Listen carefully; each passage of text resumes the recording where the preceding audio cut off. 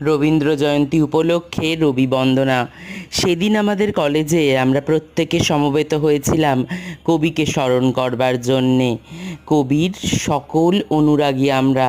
আমাদের হাত থেকে এই সামান্য একটু পুষ্পমাল্য প্রদান আমরা নিজেদের চিরধন্য বলে মনে করি।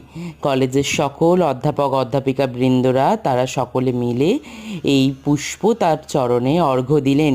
আমরা প্রত্যেকে এই দুঃসময়ে তাকে স্মরণ করি যে আজকের তার দূরদর্শিতা সত্যি আমাদের জীবনকে কতখানি আপ্লুত করে। তার দেখানো পথ আমাদের জীবনকে অনেকটা মনোমুগ্ধকর রূপ প্রদান করেন। যাই হোক, রবীন্দ্রনাথের এই জায়গাগুলো অনেক বেশি আপ্লুত এবং আমাদের হৃদয়কে অনেক বেশি কাঠিন্যময় থেকে দূরীকরণের একটা প্রচেষ্টা জানায়।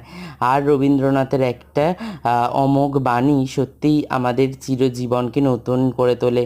তার প্রতি শ্রদ্ধা নিবেদনের জন্য আমাদের এই পুষ্পমাল্য প্রদান এবং শেষে প্রদীপ প্রজ্বলনের মাধ্যমে অনুষ্ঠানের সূচনারম্ভ। এরপরে দীর্ঘ সময় অতিবাহিত হওয়ার সাথে সাথে অনুষ্ঠান সূচিও এগিয়ে গেছিল।